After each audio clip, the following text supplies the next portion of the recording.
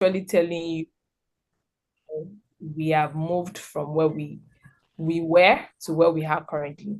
So let me read the bios quickly so that you get a sense of the people in the room.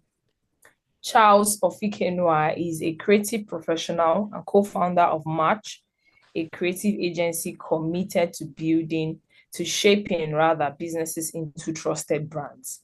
With expertise in visual storytelling, web development, and communication, Charles is passionate about innovative storytelling. His work focuses on delivering impactful results that integrate strategy, creativity, and technology. So now I'm going to read Ikedichi's bio, aka Dichi. Ikedichi is a product marketing manager, founder, and startup advisor who helps early stage startups sharpen their positioning and messaging to drive adoption and win investor confidence. He is a 2025 Pitch Score Fellow, co-founder and chief product officer of Price Scout, and the director at Product Marketing School and Marketing School Africa, where he develops programs and mentors emerging marketing talent across the continent. Ikedichi has led marketing initiatives for Urgent Capital and Equipment Funding in California and Sphere NG in Nigeria, repositioned to Familiar de Fair in Panama, and has served as the fractional CMO for behind the scenes in Texas. Recognized for translating complex ideas into clear, marketable narratives, he guides founders from early concepts to traction and funding. That's a mouthful. Even myself, my mouth. Welcome, Dichi. Welcome, Charles. We're super delighted to have you. I'm going to read Karen's bio as well. Karen Uzo is a marketing and PR strategist and founder of TK Up, a boutique agency helping brands and founders grow influence, visibility, and revenue. She has led campaigns across health, tech, and finance, reaching millions through digital media and grassroots channels. With years of experience building strategies for both global companies and small businesses, Karen simplifies marketing into clear, actionable steps that helps to drive income. Through TK Hub, a marketing agency, she has guided founders to grow their influence, land press features, and secure clients globally. Our approach blends storytelling, community building, and practical marketing tools that work even without big budgets. Our mission is simple: to help you create visibility and turn it into real earnings. Amazing, amazing. So I hope you get a sense of the caliber of people that are currently in the room. And my humble self, I'm Tolulope. I'm not going to say much. I'm a marketing and communications professional. I'm here to be a moderator for the day. So please, can we just clap, cheer, like help make our guests know that we're excited to have them in the room currently. Thank you so much, guys, to do this. Thank you for joining in. Welcome, Flora. Welcome, Tolani. Welcome, Favoyin. We're super, super delighted to have you guys. I mean, we're doing this for you guys. We're very, very mindful of time, sincerely. We honor and appreciate everyone's time here on the call. So we're equally just going to we're going to jump right into the session. So I'm going to start with I'm fine. How are you? With please, just for a smooth flow as well. I appreciate if we can have, yes, thank you.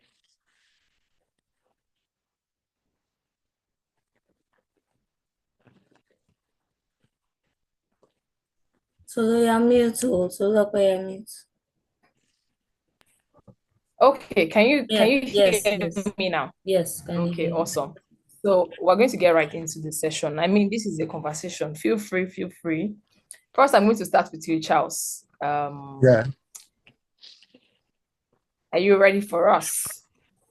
I am Okay, ready. so I mean, we're all business owners in this room, eh? I mean, at least that I know of the speakers. So my question to you, Charles, is as a business owner that has had to do the grind of entrepreneurship, what are the challenges that you faced in getting people to even know or notice your brand? You had this idea, great idea, and you're like, this is a mad idea. It's going to sell, it's going to blow. And then you're like, okay, let's start execution. Let's move from paper to pixels. Let's move from paper to actualization. What are the challenges you are faced or you are still facing in getting like your brand to be visible for people to? Okay. First of all, I like the fact that you corrected yourself and say still facing. Because when you say challenges you faced, it sound like maybe I've triumphed. I mean, I'm like, we are making headways, but these challenges are like daily challenges, right? And when it comes to with the kind of work I do, right, I'm a more of a behind the scene guy, right? All my life. That's how can know me, right? I'm the one who people come to when they need the visibility. So and I've not had to take time to actually think about my own visibility because I mean, from when I was doing 9 to 5, from when I was a freelancer to now running an agency, most of the time I'm like, spending days spending weeks trying to craft narratives for clients, trying to, see how best we can give visibility to clients, how to connect their stories. But one that I've never really had to think about until recently is that how am I being seen? I think starting out, I had an hang of it, right? I mean, I started out as a photographer even before tech. I always know I was interested in tech. I was just an enthusiast, but I never really knew how to bring the both worlds together. So LinkedIn usually was my playground. I was able to, I think, as at 2017, 2018, I had like 10,000 followers on LinkedIn, right? So I had an hang of it. I know how to connect. I know how to be on people's DM. And one thing that always worked for me was how to, just how to get into people. Like sometimes I'm like, okay, the message you are trying to get a lot of people for, my strategy used to be how to just reach out to the exact people that I'm trying to get to. So I would just like on LinkedIn, I'll reach out. I grew like very, very, very, very standard, like what's it called, platform. I had like good followership on LinkedIn. But when I switched to, okay, let me start crafting narratives, let me start helping businesses gain visibility. Funny enough, that affected me because I remember even to date, my LinkedIn is currently private, right? But if you search me, you'll find it. You see that there's Charles here, but there's nothing on the LinkedIn, right? But up to this year, last this year, that I decided, okay, I do these many things. I do strategy, I do web development, I do creative direction, I do photography, I've done videos. I'm like, okay, I need one umbrella, right? I can't continue like this. I don't want my kids to meet me, this. I like the idea that I'm experimental, but I don't want them to meet me disorganized. So I decided to, call up my friends. We met actually at Softcom, the same way I met Karen from the very first day. That was me and Karen's story for another day. But the challenges I've faced trying to get this visibility is, for me, I think my challenges might not speak for everybody, but mine is unique. Mine is finding the time to actually post clients' work and do mine. That's like a challenge I have. From January to December, there's always a project. So being able to actually stop and like take a pause and say, how are clients actually perceiving me? The only time I have this conversation is usually maybe when I want to up my pricing, because that's when you start actually thinking, wait, do these people actually think I'm cheap? Right? Because the moment you start giving clients prices and they are not negotiating anymore, right? Something has to be done. So one of the challenges that I'm currently facing is being able to get that pause and put my own house together, right? That's a challenge, that we've had. Another challenge I think anybody that has international client has to do with regulation, do with money movement, how money flows. We've had our challenges. I don't think I still have a solution yet because it's that you are using the banking people and the banking people, they are charging you overnight like thieves, or you decide to use the digital people and then the digital people have these too many regulations. So that's another challenge we've had. Another challenge that I currently still face is and this speaks from a creative perspective, right? I think me and Karen were talking about it a few minutes before you guys joined, is that my business is primarily built around my vision. So having to hire other people and let them execute on my behalf, right? That has been a challenge. And finding young people who are actually passionate. Like it's sometimes this year I've learned to let go of the version of the employee that I want, because I think the version of employee I wanted were the version of me when I was starting out. So I had to let go of that idea. Because when I was starting out, I was quite passionate. I didn't care about money. I will sleep in your studio if you allow me, right? I will come anytime you want. I will shoot. I can follow you to shoot for 1 full year and don't pay me. But I have to let go because, again, economic realities are different. So I think these are like the very basic challenge that I have. I do not have not yet. I do not have the challenge of, like some people might have, maybe getting clients, right? I've been able to find this loop of doing good work and building on the network of the people I work for, right? That has been able to serve me.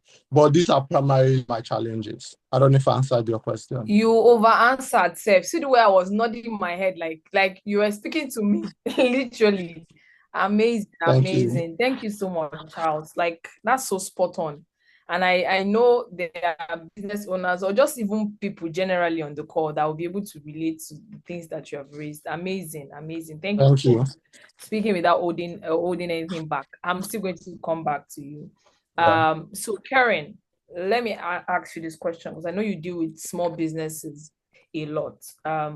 So why do you think so many small business owners or small businesses generally, I know Africa's economy is powered by SMEs. I personally carry this passion for SMEs. I and Karen was speaking the other day and how I shared this thing with her on.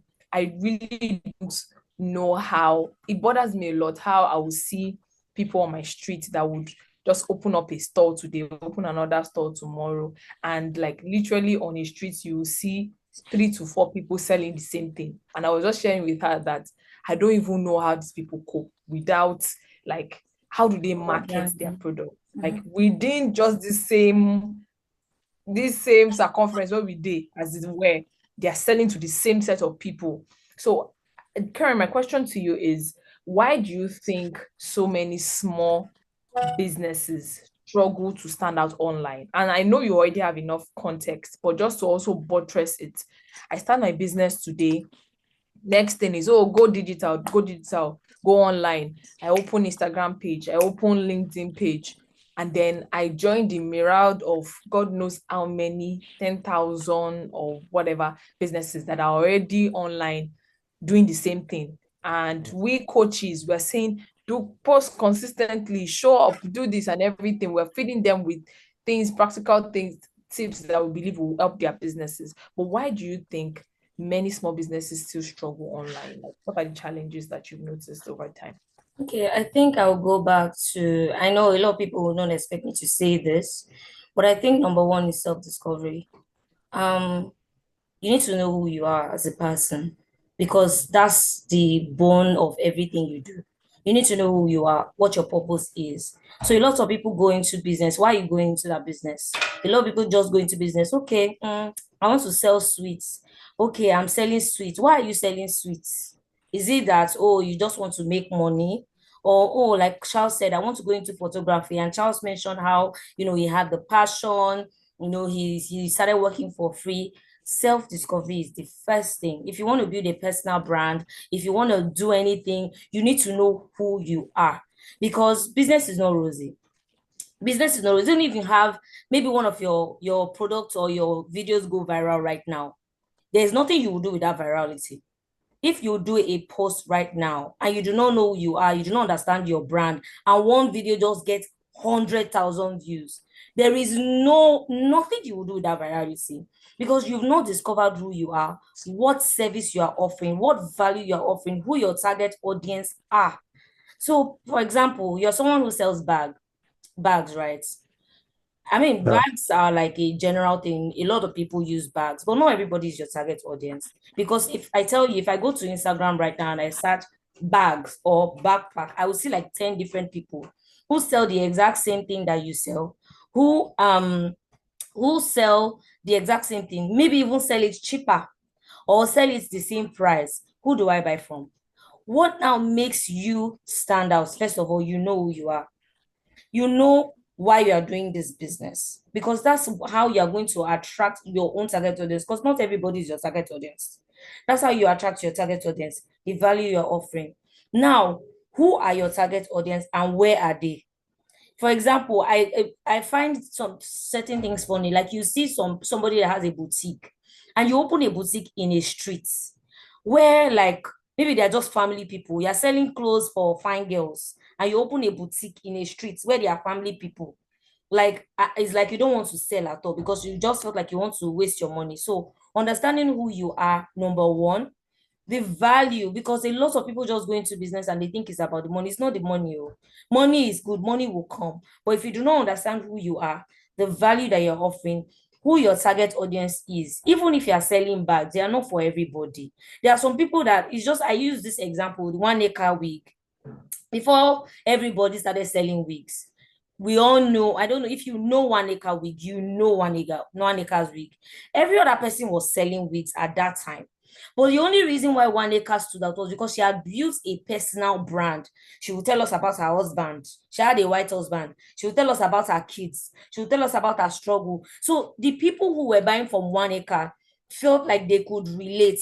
They were buying from this woman who is a mom who is trying to make something out of life. So I go back to self-discovery. When you know yourself, you are able to tell a story that pulls people to you. So Lagbaja and Lagbaja might be selling bags, but I would rather buy from you because I feel like I can trust you. You are not just posting every day. You go to some pages and you just see, buy this bag today, buy. There's no story. There's nothing to make you trust the person and say, okay, I feel like I can buy from this person. Number one, self-awareness, your value proposition. Who are you? What are you offering? Even if you are just selling pencil, what are you, is beyond pencil. You are selling pencil beyond the pencil. Who are your target audience and where? Location is very important. Location could be physical, location could be on social media. If you're trying to build a personal brand, you're in tech, you have no business on TikTok, except your target audience are Gen Zs or you're doing coaching or whatever. So people do not have knowledge. I think one of the most important thing is knowledge. A lot of people do not know. They just listen to everything and you just say, well, I want to start a business, and you start a business and that's it. I hope I've been able to, give a little light to your question. Amazing. Like Karen was just dishing so much stuff. Amazing. And I hear you. One of the key things you mentioned is just the fact that I believe many Nigerian business owners are copycats. And then again, I've also like just drilled down into looking at, okay, maybe why we operate the way we do. Number one, maybe it's just because of the macroeconomic situation we find ourselves.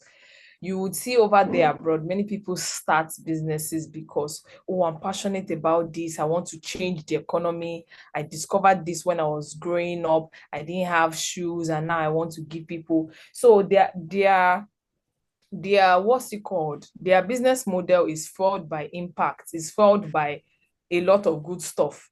But many of the businesses in Nigeria are fueled by the hustle mentality.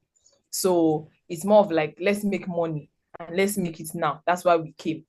Some people are hardly getting by. It's just the sincere truth. And that's why I'm not really surprised when I see another shop open up at the end of the street tomorrow, or somebody who just genuinely cares. So it sort of feels like it's now an overcrowded situation where those that genuinely even have the passion, that genuinely want to see things work or have the vision to do stuff, and now meeting a competition or an overcrowded marketplace where they're not able to thrive. So I totally hear you on that. You're talking about location, knowledge. Many Nigerian business owners don't even know that there is a thing called strategy. There's a thing called, before you even start out your business, where would I even start? Where are my people at? What is the messaging? It's just goods on lad from China. Let's get into it, that kind of thing. So I totally hear you. Thank you so much for that. I really hope we're learning. To be honest, I'm not faking this. I'm sincerely learning, and I really hope that people in the comments in the room are also learning. You have other people, you have friends that should be listening to this stuff. Send them the Zoom link. Let them join in sincerely. Don't commonize these things. I've had people join this type of calls and they hear what they need to hear and they sort of literally make that drastic decision.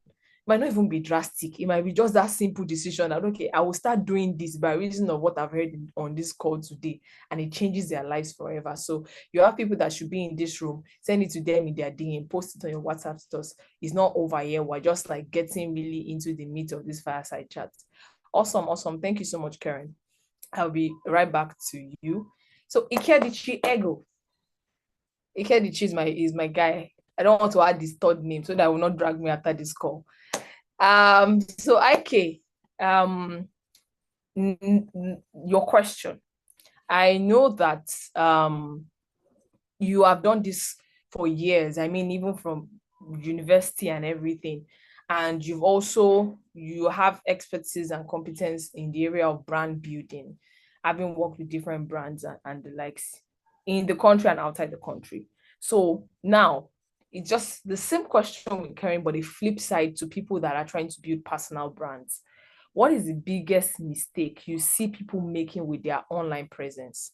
Like just generally, over time, you've worked with people, you have people working with you at Product Marketing School and Marketing School Africa as well. Just generally, what are the mistakes you've seen people make with their online presence?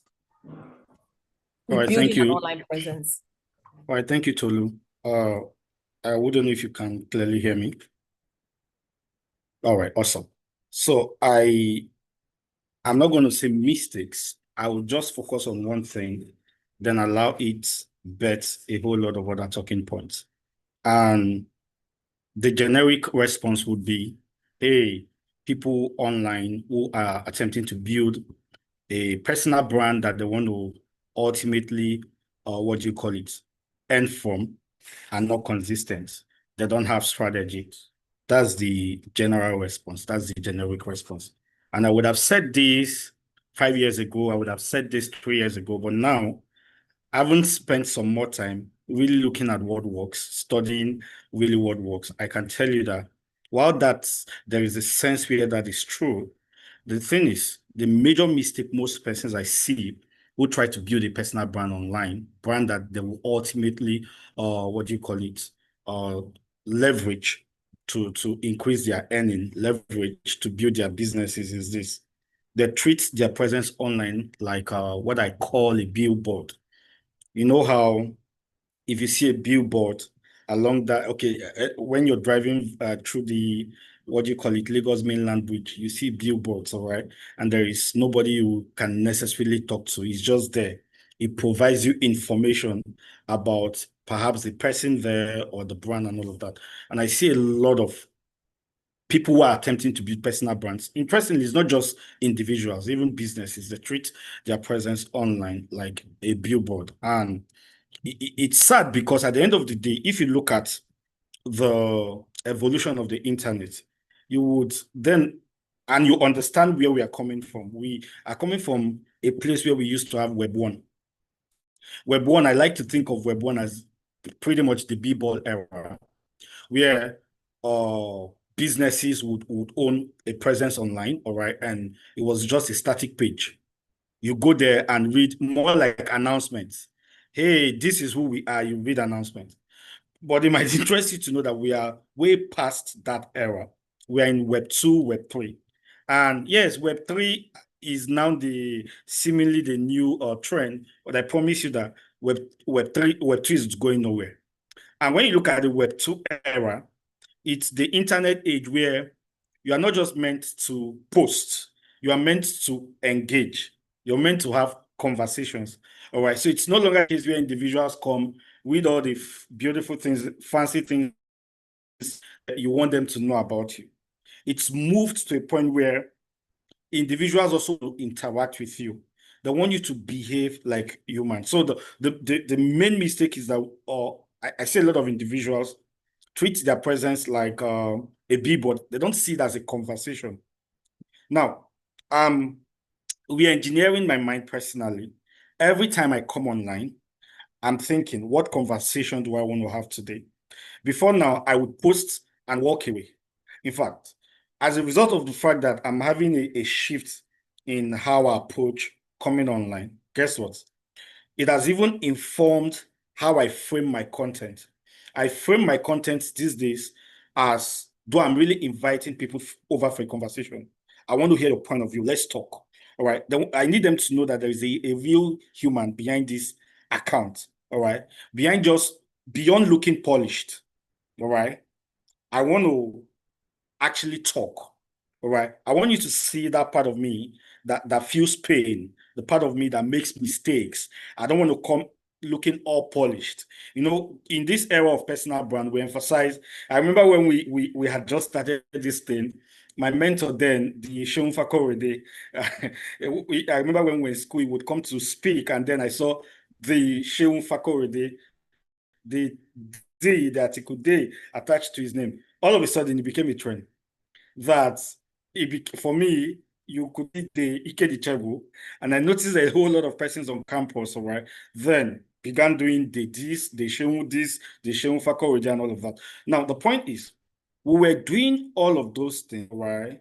Getting logo for our personal brands, going to take all those, those pictures we'll take where you put on what do you call it? This turtleneck top and your arms are folded this way.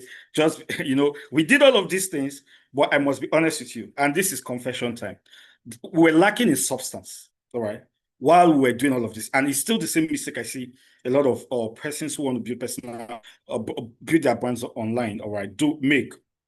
They want to look polished. They care so much about the logo. Right?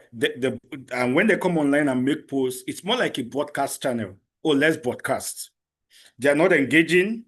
They post, they don't reply. All right. They are selling, they are not listening. You would go to their comment section, all right, especially the folks who create digital products, and then you see tons of complaints from people who may have interacted with their products before. In fact, I see it a lot with people who own communities, all right, who are selling digital products. You see people in the comment section coming to say, oh, we are not getting enough support. We sent a mail. Nobody is getting back to us. We are struggling with this and all of that. Nobody is talking to us. And I faced the same challenge when I would launch my first digital product, e-commerce. Oftentimes when you're trying to launch a digital product, you think it's all about launching the product and getting people's money. You will forget that leading them through until they attain peak success with their product, because this is your product, rather. This is how I like to think. Every time I'm creating a product online, right, I'm creating a product to the effect of helping people solve a problem. In product marketing school, all right, there's this framework, storytelling framework we call the job to be done framework, all right, JTBD. And it's from the understanding that every time someone wants to use your product, every time someone is interacting with your service, there is a pain point, all right, they're trying to address. And your product, all right, is to guide them through until they address that pain point. Now, the mistake we often make, especially those of us who are personal brands, is that we create the product, we add them into our community, sometimes even the free communities. We give them the lead magnets that drew them into the community, and we stop there. There is no onward engagement to ensure that ultimately the job to be done is actually done. Then they come to your comment section, they are complaining, they are giving feedbacks. You are selling, but you are not sort of listening. You're not taking feedbacks. They're telling you, you find out that next year you're selling the same product, the same framework. You are not, what do you call it? You are not making changes. You're not improving or upon what needs to be improved because you're not listening. So with most individuals I see online, especially from this part of the world, who try to build personal brand, I think the problem is that they think they need an audience. Oh, I need an audience. Every time you interact with even businesses, small business owners, I need an audience. And it can also explain why we chase vanity metrics a lot. Oh, nobody has liked my posts. Nobody has reposted what I posted on LinkedIn. Oh, nobody has dropped a comment. All right. And you find out that we focus on that without necessarily realizing that what we indeed do need is a community. And I'll round off by saying this. We need a community, not necessarily an audience. In other words, if you cannot take your audience through to becoming a community at the end of the day, that's after having stopped treating your presence online like a billboard. What happens is your strategy will not be secular. Secular in the sense that you really cannot see how all the many moving parts connect. And you end up leaving a lot of money on the table. That's on one part. But the other side to it is this. You find out that eventually, when you then want to monetize, there is this thing we often say where we say, come, build trust, build authenticity. Ultimately, you can monetize. But I hope you understand that you cannot monetize your audience. You can only monetize the community that you have built. All right. And that explains why people can say, oh, I have this ebook I want to launch. And tomorrow they're coming to tell you that for the period that it's already sold out. It's because when you check, a community has been built along the line. This lady, Fair Diary. All right. I don't know if I pronounced the name correctly. She's an example of someone who has mastered the art of building community. And I can promise you that we started building community this year. And the same year we launched Product Marketing School. The second month into it, we began monetizing. Just because we thought community from the get-go. So I think those are some of the mistakes and how to also fix them. Thank you. Amazing. Thank you so much, IK. Did you guys hear what IK said? And I want to believe that we are leaning in and gleaning from the things that are said and the things that are not said. And I totally agree with what IK said about many people treating their social media like as if it's a billboard. When they just said, and I feel like it's sort of let me not start my political campaign about Nigerians, because I believe that we Nigerians were a peculiar set of people. We like plug and play kind of thing. Like, oh, okay, this is how you get 5x your income in 2 days. And you know how people just copy and paste from ChatGPT, plug and play kind of thing, and they just send you things like that. Those are the kind of things that most people like. Many people don't want to do the homework of, okay, how can I personalize this? And I love the illustration I gave about we're now in the Web3 days. You need to interact with people. It's a social interaction. It's not just, wow, this is what I have to say, and this you people have to listen to it. And yes, I have joined the 21 days consistency LinkedIn challenge. I must blow by force this month. And you go back and meet your coach. I've been posting all the things that you said I should post. I'm not seeing any result. These little things are the things that literally move the needle at the end of the day. So I'm going to run now because of time. And I would really just also like to employ our speakers to try as much as possible to let's keep to time. We want to also give room for people to ask questions at the end of the day. So back to you, Charles. Beyond social media and vanity metrics, how have you built and are you still building visibility and relationships that have grown your brand over time?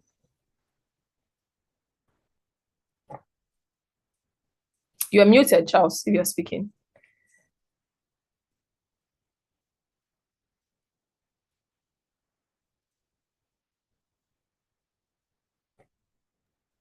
Okay, can you hear me now?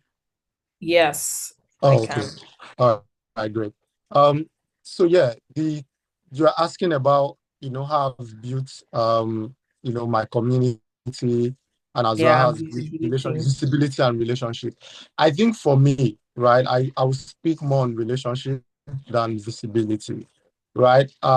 Because it has always worked for me from the get-go on literally, I used to say this thing how I go from January to December and then I'm booked throughout the entire year and then to the next year as a freelancer and without putting one single post out. This is not something I usually advise other business people to do, but this is something I've been able to take something off. My number one strategy has always been to do a good job, right? There's 5-star, there's 3-star, I'm more of a 6-star person. I'm like, okay, if they say this job is like a 5-star job, right? How about adding one extra star to it? Like, what do I do?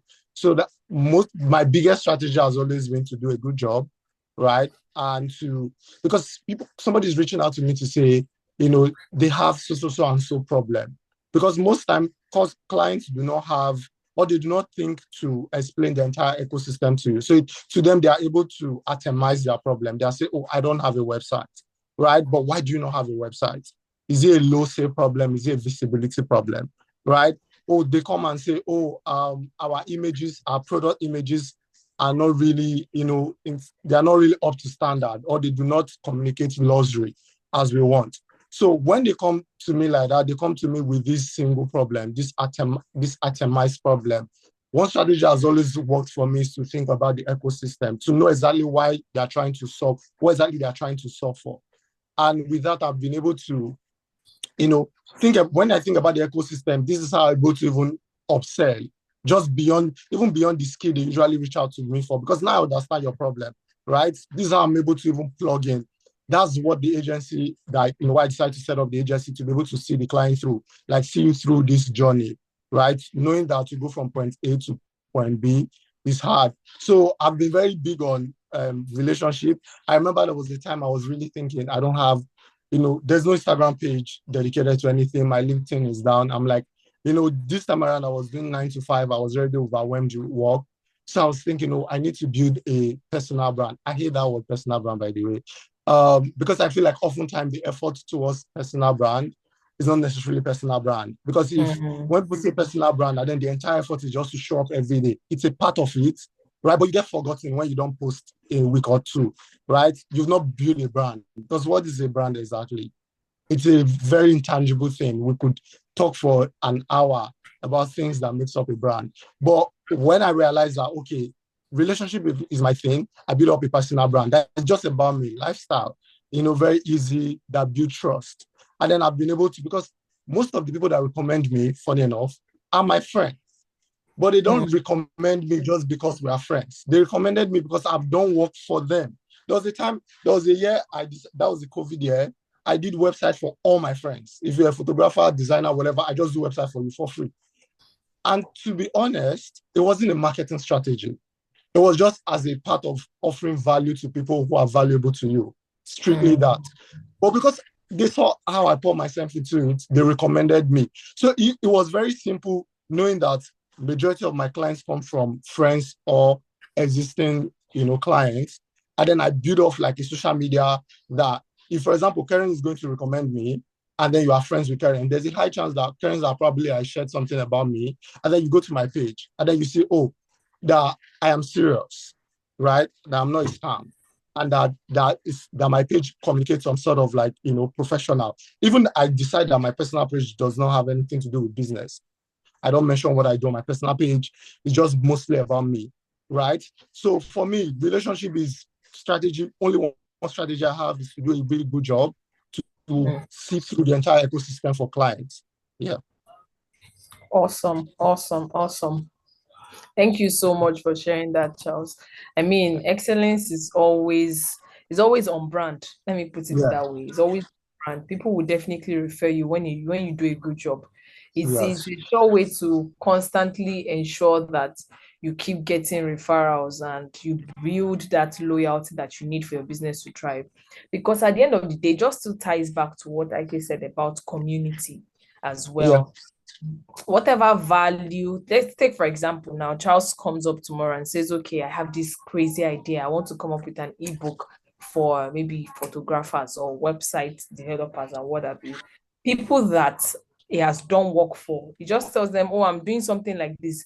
They literally can tell you by reason of not that, oh, okay, he's a good writer. No, but by reason of working with him, they can say, okay, he knows his onions, he knows his stuff. So whatever he puts inside that book is definitely a solid one. So on your first encounter with people, you want to make sure that you're actually on brand. And that's what I love what you said about a brand is not just about showing up completely online and people will see you. It's about your person. It's beyond the packaging. It's about the values that you represent. When your name is mentioned in the room, what comes to mind? So thank you so much for mentioning that. It's sort of like just it's reminded me of things about branding that we don't really pay attention to, as it were. Okay, so let me run. Going back to IK, if I come back to Karen.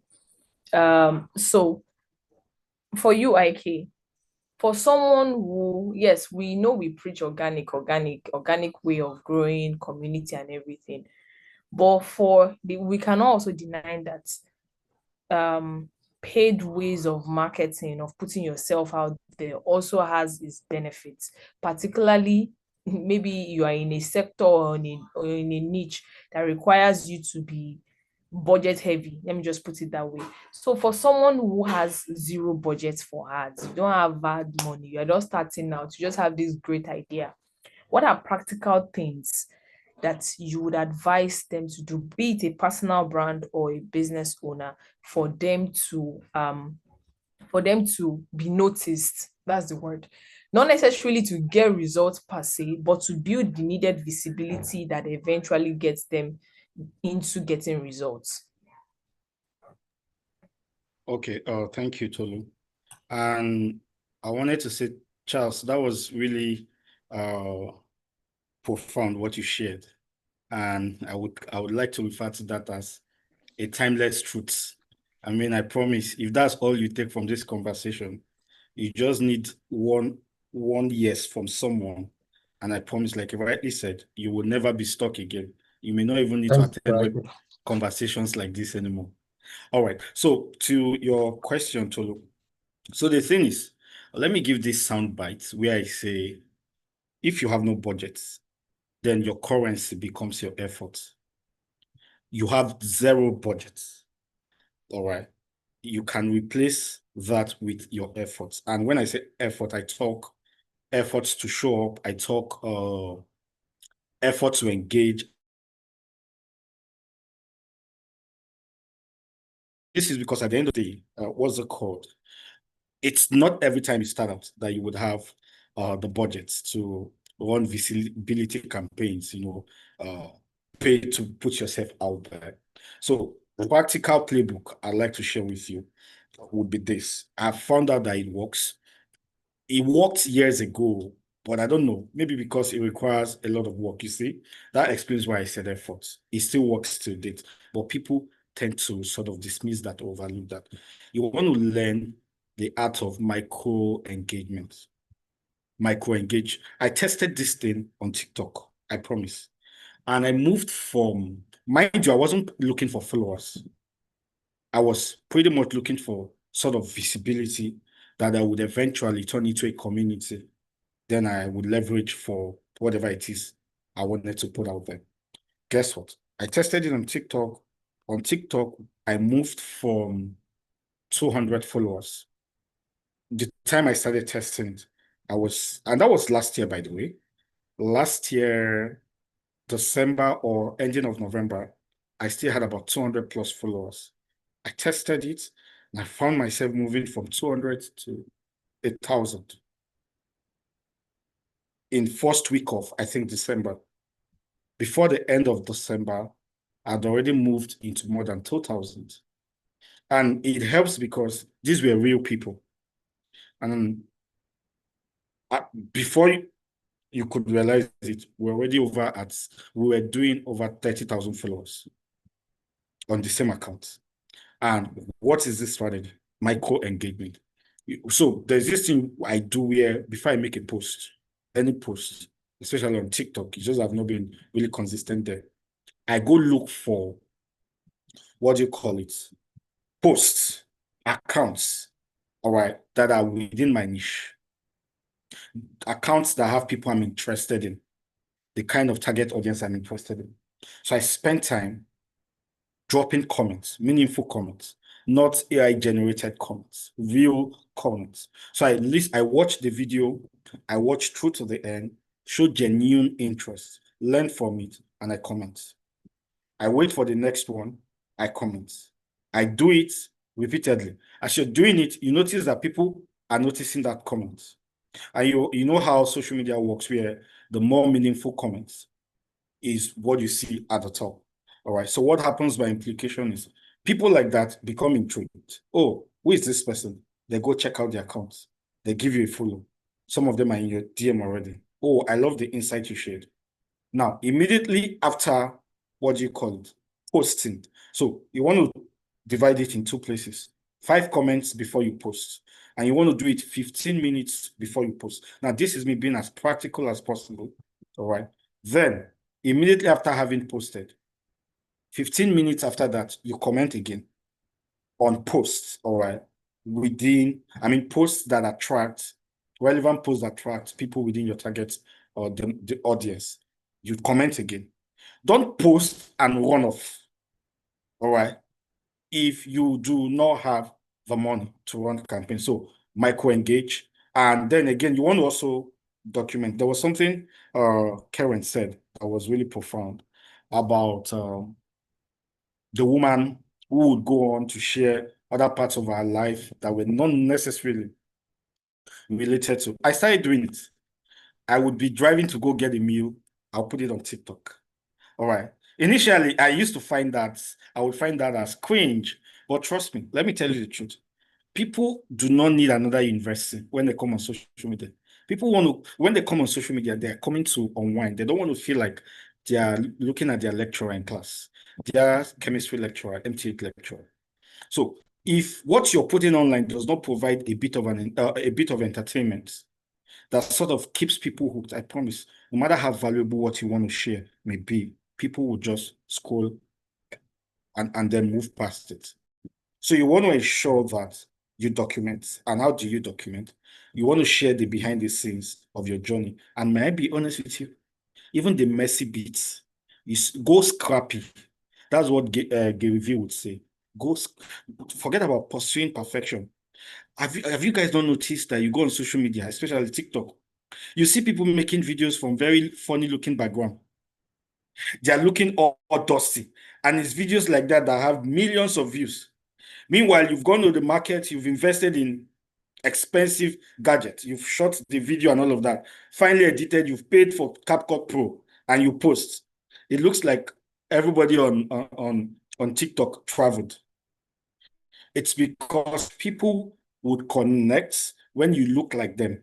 Remember, you are from, I'm sorry to say, I don't know how this will come across, but this is the poverty capital of the world.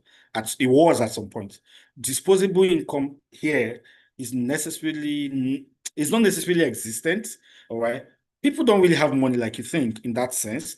Second, I hope you understand that fridge is still a luxury in some people's home. Standing fan is still a luxury. And may I be honest with you, we are talking about a huge percentage of Nigerians. A huge percentage of Nigerians still see fridge, table-size fridge, as a luxury. So when you come online and you're looking disconnected, you're looking like you're completely arrived, I promise you, it becomes difficult for the message to go through. So sometimes you want to look like them. A video where we looked like them did over 100K views. So you want to look like them. Then you want to repurpose. You can take one idea and turn it into 5 pieces of content across platforms. Because oftentimes there is the pressure to want to come up with the best content and all of that. It can be overwhelming. Pick one idea you think people love, repurpose it, try it across different platforms. So these are some, what would you call it? Practical tips I personally have used over time. I've found to work on platforms like TikTok. I'm also recently testing them on LinkedIn, and it's been going good so far. So yeah. Amazing. Wow. Me, when I told you guys, I'm learning a lot. I'm learning a lot. I'm taking notes. Thank you so much, IK, for that. That's really, really spot on and profound. That part of authenticity and relatability. Like I used to be I used to be a very staunch supporter of let's do it properly. And it also just ties back to what Charles said in the beginning, as marketers and just generally professionals. There's that part of, because you have done other people's work so well, you know the standard and everything. It now comes to your own turn, you just be like, Omo, I can't do anything less, so to speak. I can't do anything less. So you're looking for 250K mic, you're looking for perfectionism, as it were, before you do your own stuff or put yourself out there. Meanwhile, all you just need to do is to be authentic and be relatable, sincerely. That's Ike was shouting in my ear concerning that, but I really really picked that, and I hope that people on the call picked it as well. We're gradually coming to the end of the session. I'm just saying that for somebody who that message dropped in your heart that, hey, I need to go very soon. No, stay till the end. Okay, so Karen, I'm going to ask you the second question. And I love that we already even had a rider from Ike's answer to the question.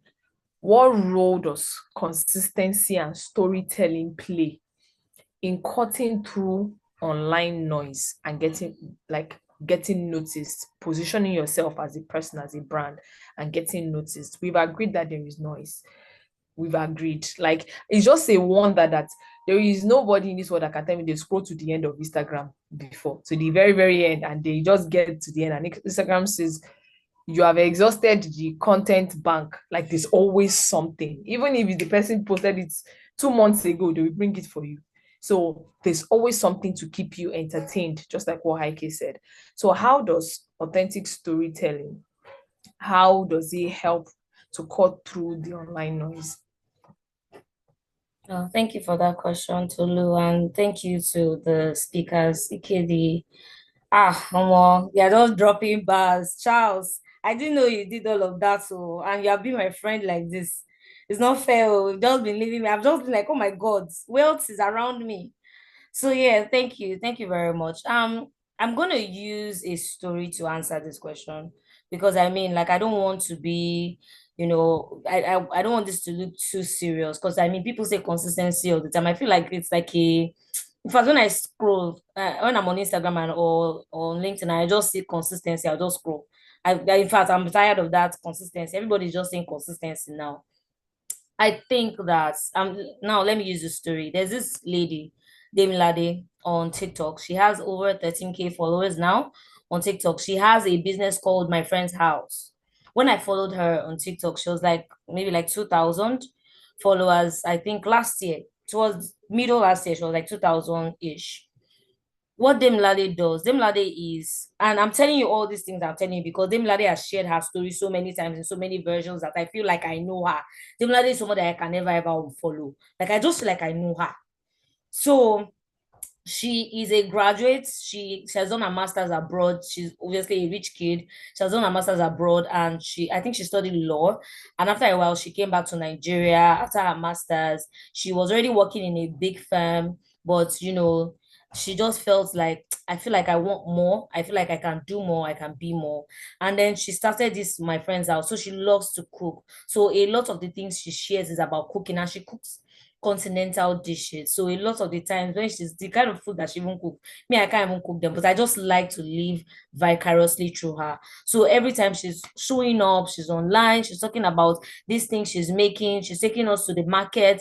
Sometimes she's coming. There was one time she came and she was crying and she was like saying that some of her friends who are in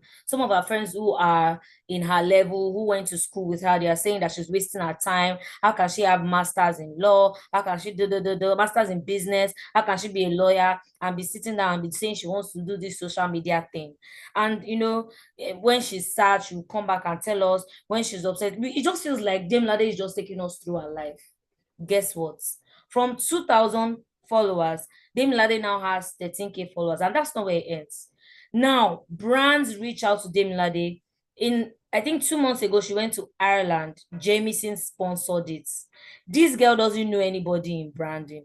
This girl doesn't, she just tastes drinks, and she loves drinks. She loves to mix drinks. She tastes drinks. She talks about herself. I followed her because I love her voice. I love the way she yaps, and I can't. If she does 5 minutes video, I will listen from beginning to the end. What did she do differently? She was consistent. Every time I go on TikTok, I'm seeing one Demilade video or the other. She told a story I could relate to. Once I start to tell my friends about Demilade like this, you would think that she's my sister, like I know her. She knows how to share. I'm not saying, and there's something I saw online. They said, storytelling and building a brand doesn't mean coming to social media to tell the world about all the things that is happening in your life. Nobody wants to hear your sob story, or there are people who want to hear, but it doesn't mean that you should come, hey, this one happened today, this one happened. You have to be very strategic with the story that you are telling, but be vulnerable enough, like Ikedi has said, to attract the right people and build the right communities. So now let me tell you, for my friend's house, when they do, so they do karaoke night every month. When they do their karaoke night every month, she has like over like 20 people. When she first started, she had only one person show up. In fact, the first one she did, nobody show up. It was her family members that ate the food. Second time she did, how do I know this? Because she's sharing the behind the scene. I have never been to my friend's house. I do not know anything about them. It's just what she has been sharing.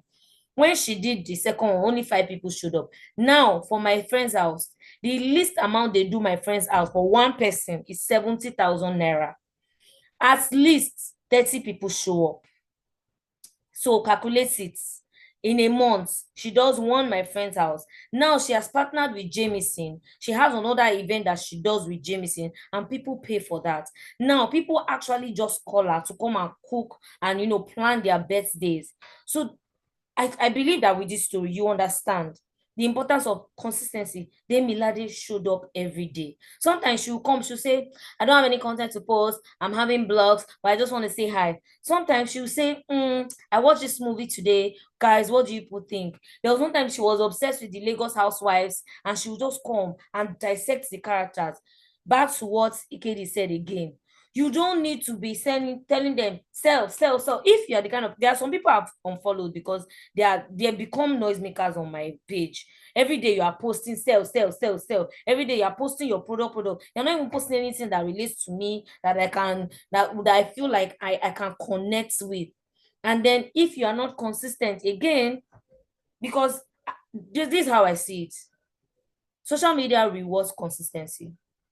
LinkedIn algorithm rewards consistency. If you speak to a particular niche all the time, LinkedIn will now start showing your page to people who maybe search for that niche all the time. There's this girl I follow, Andeline. She's into sales, and I like her a lot. She's always posting every day. Do you know the funny thing about her posts? She uses the same picture every day around 6 a.m. I've studied her the way she moves. Around 6 a.m. every day she posts. She uses the same picture, but her posts are always hitting. Sometimes I've studied her so much that I can tell when she's repurposing her posts. I already know the platform, the ChatGPT platform that she's, but I will never stop following her, and I will never stop reading, because she always just shares. She doesn't just come and tell you, here are 3 things you can do. There are some posts I see and it annoys me. Here are 3 things you can do to develop. There needs to be a sense of emotion. People need to feel like they can relate with you. And then the consistency is in understanding that there is an algorithm. Social media, there is an algorithm. And LinkedIn rewards consistency. If, for example, you post every day by 6 a.m., LinkedIn already understands it. The way AI is built, they're built like humans. They understand our pattern, they understand our behavior. So LinkedIn has already understood that every day by 6 a.m. you post. They're already putting your post out there. So you've already trained that platform to understand the way you work. LinkedIn and TikTok, I know, works like that.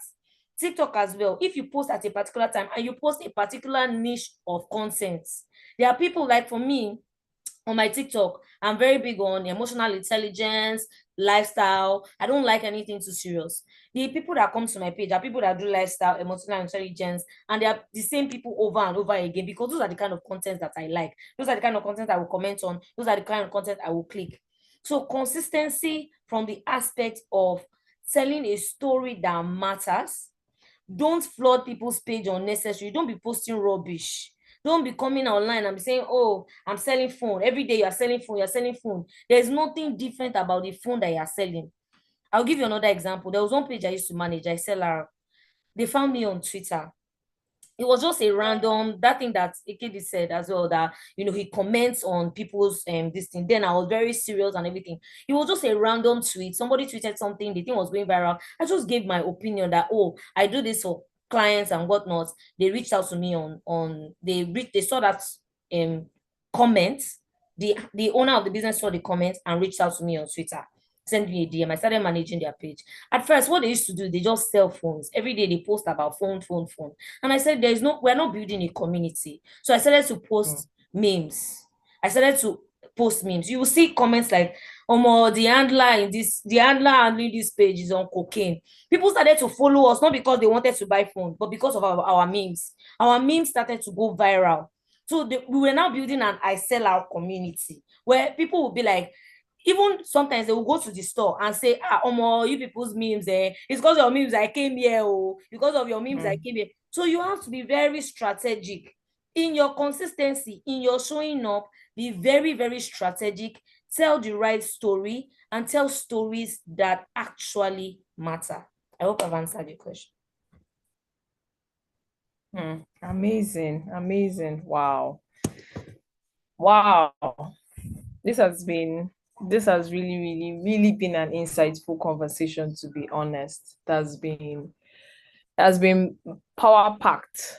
It has been power packed, and I'm super glad that we really got to do this. I have one more round of questions, but I'm not going to take them. Rather going to ask people in the comments.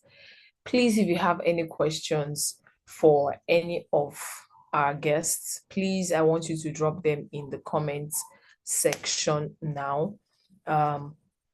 So you have questions bordering on your business, on personal branding, any question as it were, or challenges that you're facing with gaining visibility online, please do drop them in the chat. We want to hear from you, please. So while we're waiting for more people to drop their questions, we're looking and really open to stick to time, 7:30. Just also to bring to your notice, this is just like a starter kit. It's not like it is. I mean, this has been an awesome conversation, even for me moderating, to be honest. I've learned from IK, I've learned from Charles, I've learned from Karen, things that I'm going to go and start putting to practice, honestly. And so just to also just bring to your knowledge, if you're just joining in, welcome. The recording is going to be made available subsequently for people who had initially registered. So just in case you just saw this link on someone's status, or somebody shared it with you and you just joined in and you want to have access to the recording subsequently, please do well to drop your email in the chats so that we can share with you. I know we have a question already from Adebi Tolani. I'm going to read it shortly. But so I don't lose my thoughts, there is a master class that we have put together to basically help business owners, to help young school leavers, people that are trying to get jobs, that are hunting for jobs. And recently, I'm a believer, let me put it out there. Recently, I found, like, I've been seeing a whole lot on people saying, the job market is like this. Like, the job market is a lot and different things like that. And it's very, very easy to just allow those things like cloud your judgment and make you feel like, this is the end of it. I don't think like getting a job or anything is an easy thing to do. But there is that part of building skills, digital skills. There is that part of knowing what works online. There is that part of freelancing. And that is what we are going to be teaching at the Create and Earn Masterclass. It's a masterclass that is packed. Let me just put it that way. I mean, it goes for 15,000 naira. It's happening later this September. We're going to also share more details with you for as many people that have sent in their emails. I promise you're going to get a whole lot. At the point, I even had to tell Karen that it looks like we're putting just so much into this masterclass, a lot actually, because the goal for us is like every single person that joins the masterclass is going to be a bona fide, like they can stand on their own, get freelance gig. You're going to have access to a support community afterwards to just help you to grow through your journey as well. So we're going to drop the link to the course in the chat as well. just for as many people that want to have access. So if you even have more questions about the course subsequently, please feel free to also reach out and ask. I will drop my email in the chat as well. I saw Tolani left, but I'm still going to go ahead to ask a question in anyways. So Tolani's question is, how do you know what story that should be put out there? So I want a very quick answer because we are pressed for time. So who wants to take a go at it? Should I? How do you know what story that should be put out there? Okay, let's go ahead. Okay, very quickly, just first, pick stories that create connection. Stories that create connection. In other words, if your story, the story you're putting out there makes your audience say, me too. That's the story to put out there. Remember, the goal is not to make you look good before them. Your goal is to make them feel good. So if your story is making them say, good for you, nice one, forget about it. That's not the story to put out there. Then there is this three, what do you call it, filter test we sometimes do, where we say, look at relevance, look at relatability, then look at results. In other words, is it a story that is touching my audience's pain points, what they are struggling with? Then does it make me more human? Does it make me more human before them and not just an expert or that thought leader out there who just knows their stuff? All right. And finally, is he showing growth? Is he showing failure? In other words, you see where result comes in. Then again, you want to finally balance your polish. You want to, what do you call it? Balance what I like to call your polished wins with your scrappy side. In other words, there's this thing people do on social media where we are sharing before, after. What if I told you that people also care for the doing? So before, during, after. Take them through the journey. People are interested. You know how, so that's why you see people announce a challenge. Guys, for the next 30 days, I'm going to be doing this. The moment you make that announcement, that's your before. The moment you begin to implement, don't come back after 30 days to show them the results. Show them the in-betweens, the instances, those times when you were no more motivated. You felt like I could not do this. The times you thought, oh, like Karen rightly said, the other lady who would show up and just say, oh, I'm showing up today. I don't have anything to say. You see, those are the in-betweens, the doings, all right? And I think if you apply these 3 key points, yes, it will help in picking what story really needs to be put out there. Amazing. Thank you so much for sharing that, IK. I mean that gives perspective to really. The end goal of it, just have this as your North Star compass on relatability. The people, like when you're putting it out there, you need to ask yourself that, what am I putting it out there for? What's the motive behind this? Am I putting this to just show people gra? We're all on this frenzy of thought leadership. Myself, one should say I be experts as it were, but at the end of the day, people would relate to you and connect with you if you speak their language, so to speak. Okay, so we have another question from Oluwaseun. Thanks to all of the speakers. I've learned a lot. Please, I would love to ask a question on content creation. How can we go about creating video content, especially if you are not a camera person? And for a new brand that is just launching online, how can we build trust? Karen, I think I'll leave you to answer this question briefly. Okay. For time. Okay. So this question is more like 2 in 1. There's a lot packed in one. How can we go about creating video content, especially if you're not camera shy, if you're not a camera person? First of all, you need to train yourself. One of the ways that I've used to train myself is that I sometimes I will just record myself talking and I'll save it on my Snapchat. I'll record myself talking, save it on my Snapchat. You need to train yourself. It's very important, because if you want to go into business at some point, except you want to, like Charles mentioned that he's a behind the scene person. I was dragging him and saying, Charles, you need to, but Charles had his own ways. Like he had his own strategy of, you know, reaching people. And then there's this thing people do where they do pages without face. But you see, those pages are so popular. Like a lot of people follow the page because there's a consistency to their message and there's value that they have to offer. So if you are launching a business online, you need to understand the value that you're offering. Who are your target audience? In the meantime, while I cannot show my face, what are the kind of things I can be doing that people can relate to? So it could be that maybe you edit videos and you talk about things that relate to whatever it is, the brand that you're trying to edit. Or there are a lot of ways to tell stories now. And what I would advise you is follow all those pages that, you know, they say there's no brand face. There are some pages like that are viral. There's no face, but they do different things. They will do videos of their hands. They'll do videos of, there's one lady I follow on TikTok and she's so popular. What she does is video of coffee. So the coffee is rolling and she's talking, she's speaking, she's talking about what she wants. She talks about emotional intelligence, healing and stuff. She's talking about what she wants to talk about, like a form of poetry.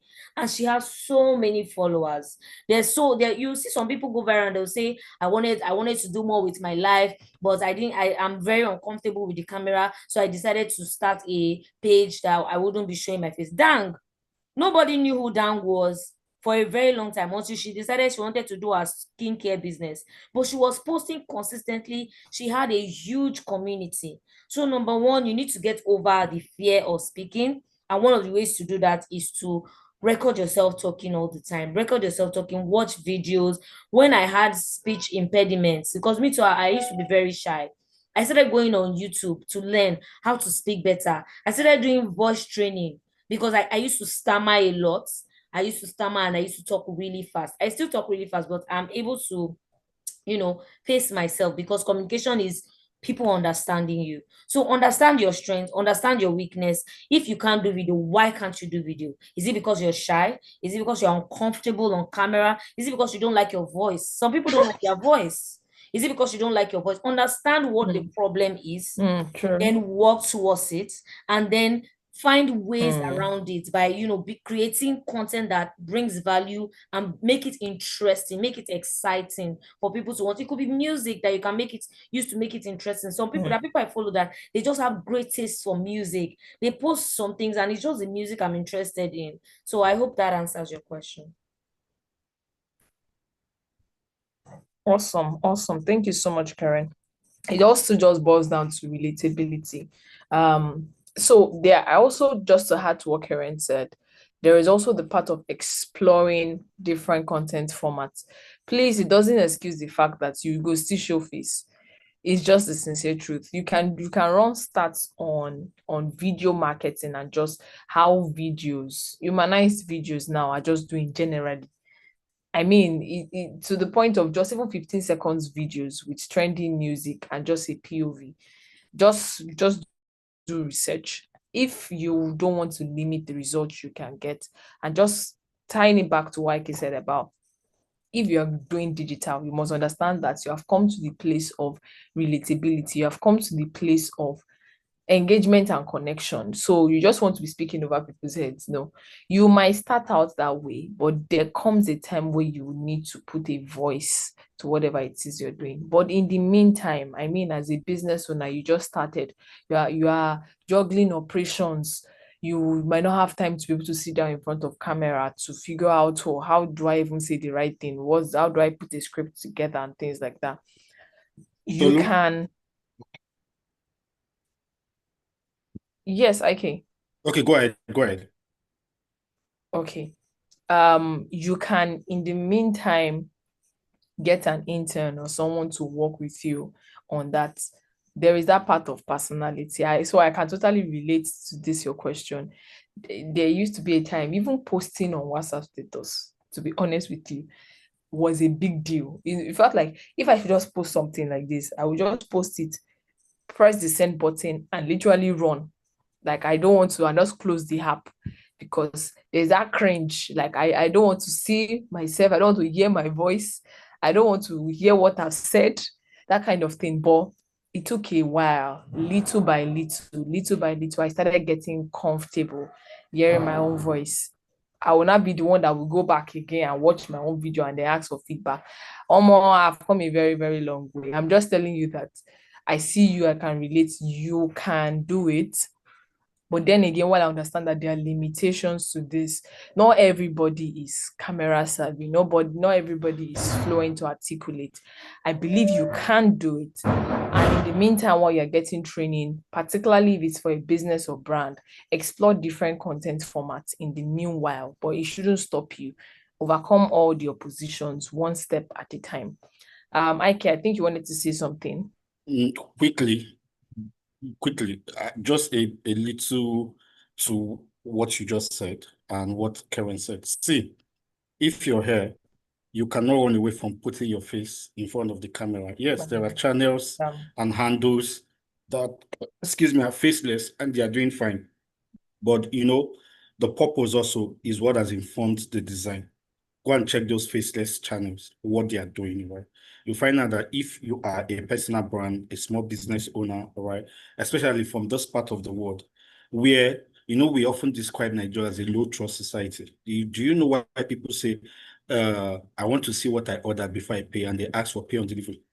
Have you not noticed that people will see your website, all right, and they want to buy something, rather than buy directly on that website, they will still look for a WhatsApp number to chat, all right, and then go ask their friends and family if you can be trusted before they eventually buy it, because we are largely a low trust society. People want to see your face. So what's the way out? It's simple. The problem is that you are comparing iPhone 14 or iPhone 17 with the first generation of the iPhone. Your first video content is going to be cringe. We have addressed this thing already. Put it out there, as cringe as it is. With your voice not sounding great, put it out there. Your grammar not exactly perfect, put it out there. Someone said something really profound that stood out for me a long time ago. Do you know the only reason you can wake up tomorrow to a future is because there is inside your DNA an imperfect you. I mean, there is a perfection, all right, preserved inside of your DNA by the imperfect you of today. If you put out your best content today, your best video today, I promise you will wake up to nothing to put out tomorrow. So the fact that you can wake up to put out a content tomorrow is because today's content is not as great. Then finally, in sales, there's this thing we call damaging admission. It's simple. You know how people's expectations are very high and you want to do something. You can use damaging admission, all right, to lower their expectations and still sort of impress them. How do you do it? People do it, they question a lot. Hi, guys, I'm shy doing this. You've already done damaging admission. All right. So guess what happens? It moves their focus from how good your content is to, oh, she's trying. Oh, why would you say you're shy? You're trying. Yeah, do you see that's damaging admission? Oh, guys, my voice is shaking. Can you see? We do it in public speaking, guys. I'm not exactly so confident doing this. Bear with me. Guess what happens? You go to the comment section rather than focus on how shaky your voice is. It moves from, why did you say your voice, despite how shaky your voice was, you did quite well. So if you can use damaging admission, at least when you're just starting, I promise, you'll find out that eventually, then don't worry about editing your videos forget about all the cinematic, whatever. Just put your video out there, all right? And you find out that over time, you'll find what works with your audience eventually. Amazing.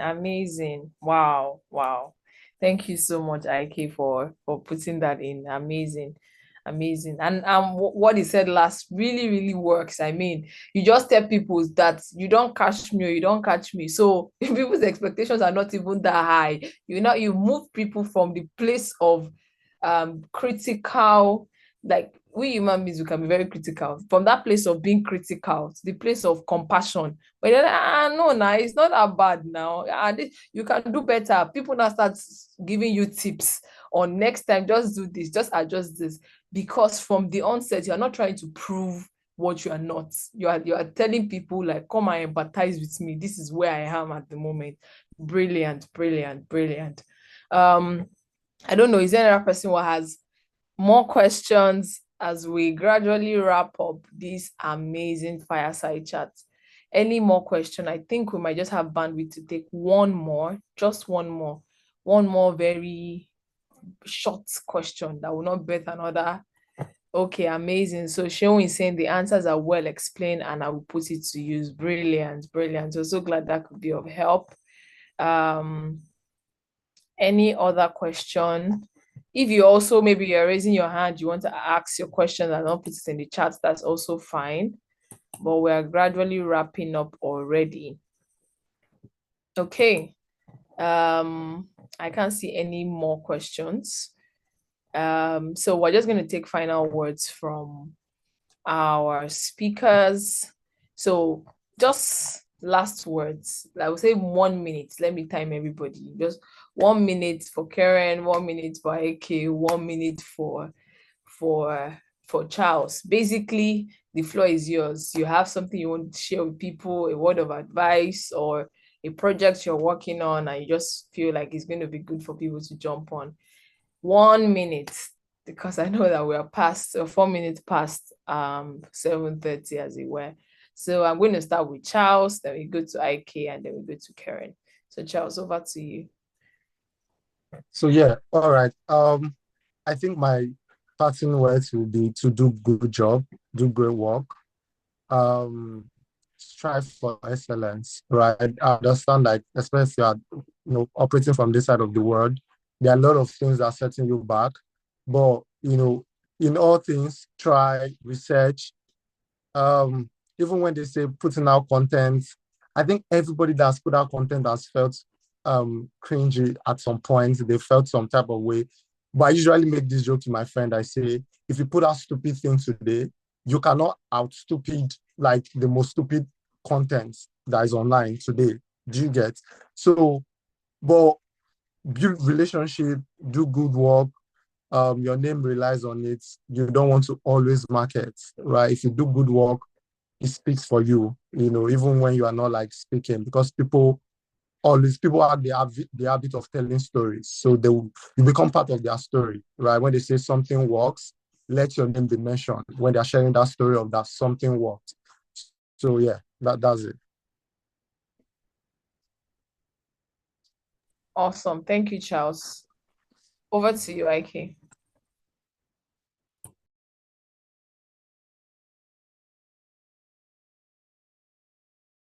IK, you're mute.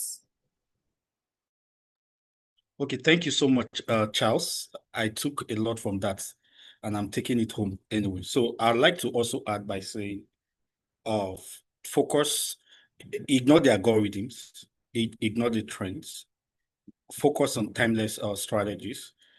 One thing you must notice about the algorithm is that you cannot really chase it because you can't catch it. It changes weekly.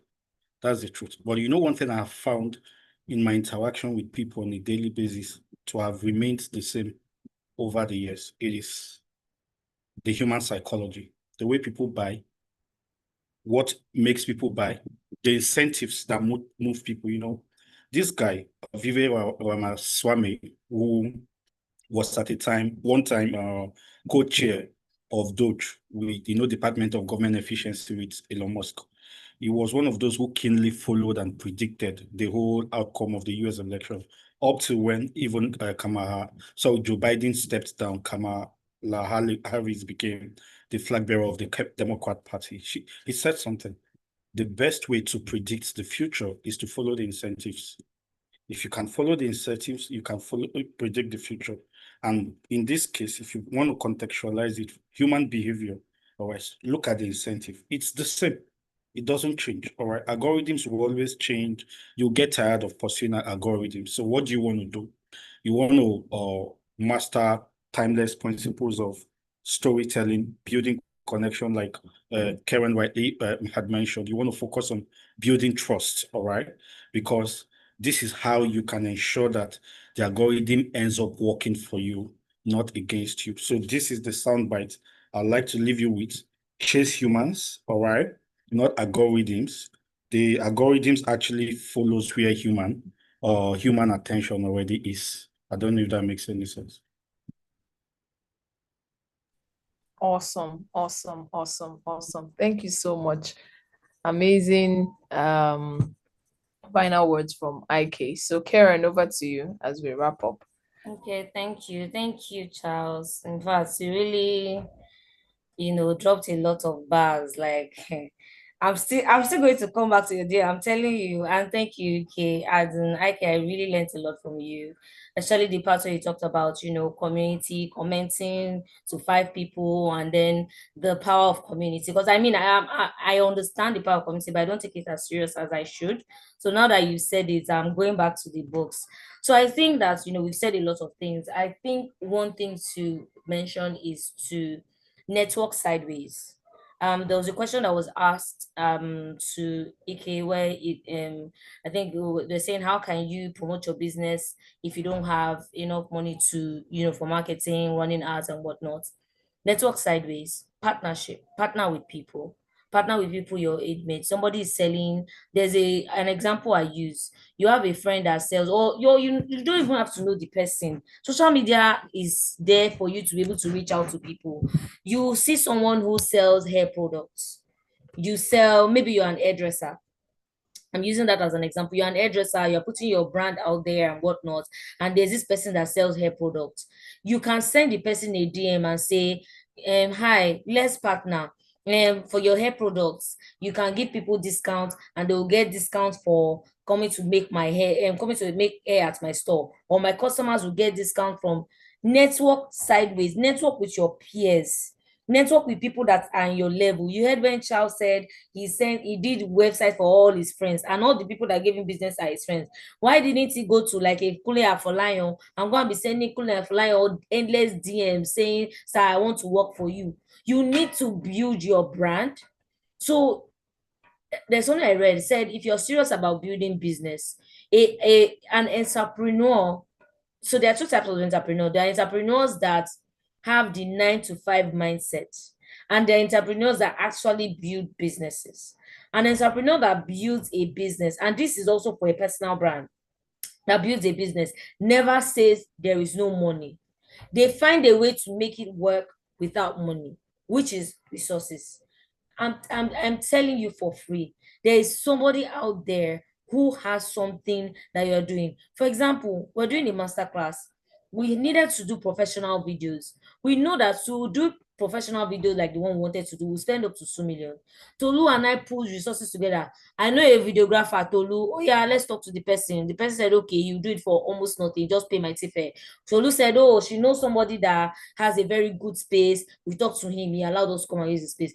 I am telling you for free, if we were to pay for that video, to pay for studio space alone, you know how much it costs. So network sideways. Don't be afraid to reach out to people online, your friends, and pitch your ideas. And, just have that mindset that you can achieve whatever you want to achieve with or without funds. Amazing, amazing. Partnership is so important. I'm learning and relearning that fact these days. Sincerely, the fact that I don't necessarily have to use money to do everything.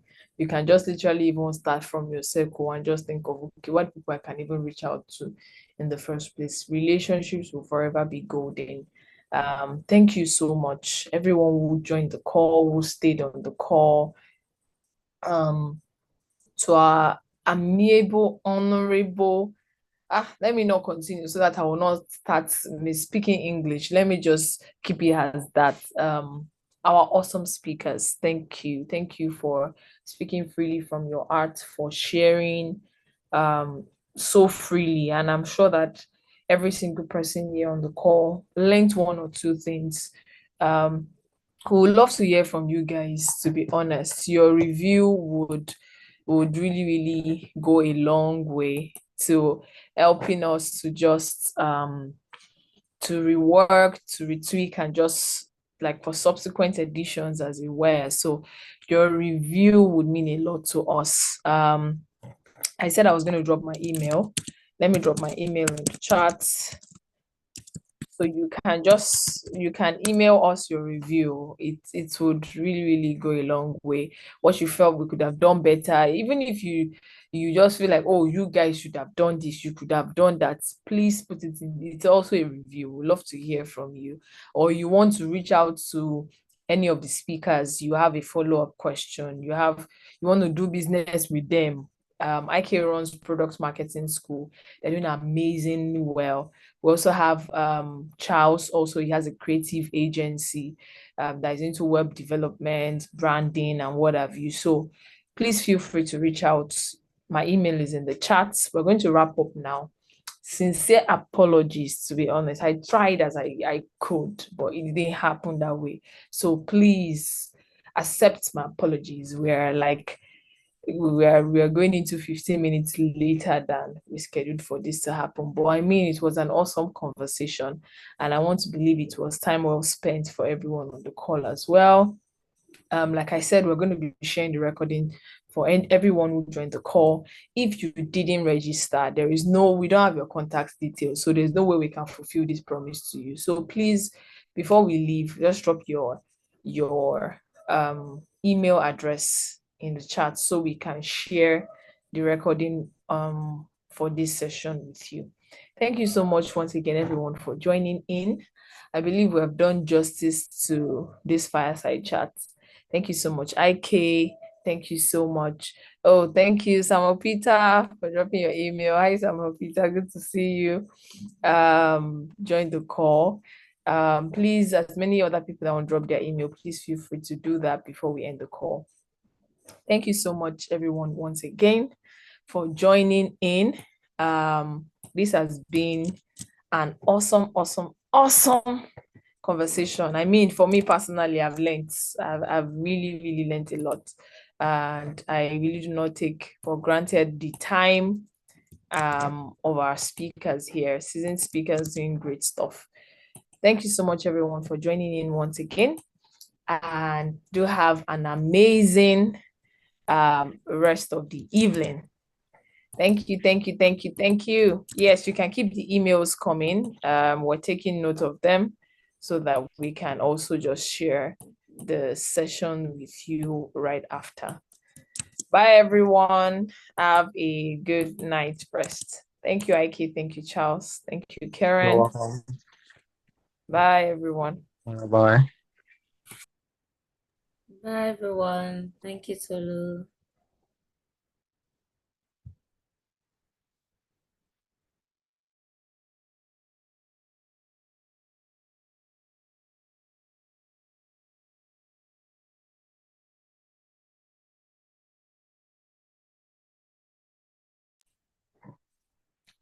Okay. Thank you so much, everyone. Okay, Yinka is still on the call. Looks like Yinka wants to tarry with us. Hi, Yinka, we're done with the session. I think it's best we just end the call now so we don't also prolong the recording. Thank you, everyone. Karen, I think we can end the call now.